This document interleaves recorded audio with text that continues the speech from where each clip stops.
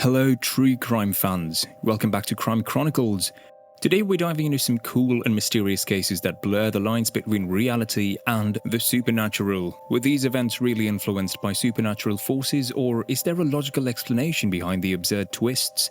Fiction often pulls the rug out from under the audience and dazzles them with a surprising plot. When done well, plot twists can work effectively, but if the twist is ridiculous and unbelievable, it can take the audience out of the story. However, ridiculously contrived and unbelievable plot twists sometimes happen in real life. Let's explore 6 true crimes with a supernatural twist. Fact or fiction? Case 1. Mary Celeste's Ghost Ship. On December 4, 1872, the British-American ship Mary Celeste was found abandoned and floating in the Atlantic Ocean. It was found to be perfectly seaworthy, with its cargo completely intact and stowed neatly, except for a lifeboat. But why? We'll never know because no one on board was ever heard from again. The Mary Celeste hailed from New York to Genoa, Italy, in November 1872. Supplies on board would last 6 months, and luxuries included a sewing machine and an upright piano. Historians and commentators generally agree that for such a valuable ship to be abandoned, extraordinary and alarming circumstances must have occurred. However, the last entry in the ship's log did not reveal anything unusual, and all seemed to be in order inside the ship. Case 2. The Mystery of the CIRCLEVILLE Letters. In 1976, residents of Circleville, Ohio began receiving threatening mail that has haunted them ever since. The letters were from Columbus but had no return address.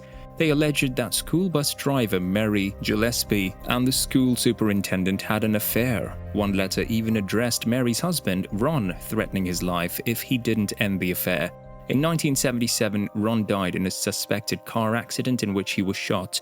However, when the sheriff ruled the death an accident, other residents of Circleville began receiving letters accusing the sheriff of covering up the so-called accident. Ron's sister's husband, Paul Fresher, was convicted of writing the letters after trying to kill Mary with a trapdoor pistol. Even after his incarceration, the Circleville letters continued into the 1970s and early 1980s. Fresher even got one in jail. In 1994, Fresher was acquitted and maintained his innocence until his death in 2012. The true identity of the Circleville letter writer is still unknown. Case 3. The Murder of the Boy in the Box.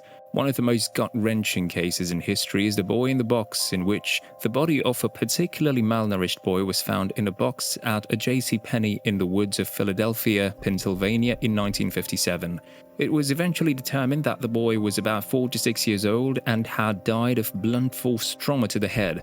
The case quickly gained media attention, and the Boy in the Box was dubbed America's Unknown Child. In December 2022, the boy was finally identified as Joseph Augustus Zarelli, but the case remains unsolved despite several theories being discussed as to who was responsible for Joseph's murder. Case 4. The Disappearance of Brian Shaffer. After a head-scratching and mysterious case, authorities, reporters and true crime enthusiasts are still trying to wrap their heads around the case years later. In March 2006, medical student Brian Shaffer disappeared while out with friends at a bar in Columbus, Ohio. According to surveillance evidence, Shaffer never left the bar that night, with many theories that he either killed himself inside the bar and hid his body, left the bar in disguise to start a new life, or walked out the wrong entrance it was. The bar fell on a concrete construction site. Regardless of these theories, the case remains unsolved to this day. Case 5. The Separated Feet Mystery. In 2007, a girl found a pair of sneakers while lounging on a beach in British Columbia. She was horrified, and when she opened the sock, she found a human foot inside. Since then, a number of amputated feet have washed ashore. The feet were attached to 5 men, 1 woman, and 3 of unknown sex. Over the years, with a hoax thrown in here and there, the case has never been fully closed, and many theories have been floating around as to who the feet belong to. Case 6. The Case of Janet DePalma.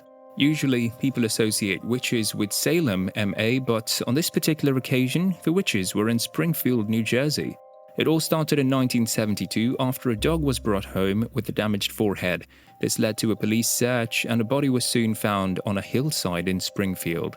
The body was identified as that of 16-year-old Janet DePalma, who had been missing for 6 weeks. Immediately, rumors began to spread about the cause of her death. The mountain where she was found was covered in mysterious symbols, and many believed her body was placed on a makeshift altar. Case 7, the Tara Calico case. On the morning of September 20th, 1988, in Belen, New Mexico, it seemed like a perfect day to ride a bicycle.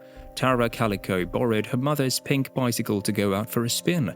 Outgoing and active, she worked as a bank teller and was studying to become a psychologist or a psychiatrist. She had planned to play tennis that evening and asked her mother to follow her in case she got a flat tire and wasn't home by noon. She never went back. A year later, every lead led to a dead end until a photo was found depicting a young woman, her age, and a missing boy. But still, due to the lack of evidence, many experts dismissed the photo. And there you have it, our exploration of 6 true crime cases with paranormal twists. Fact or fiction? If you enjoyed this video, don't forget to like, share and subscribe for more interesting content. If you have any thoughts on these moments or suggestions for future videos, let us know in the comments below. Until next time, keep asking questions with caution.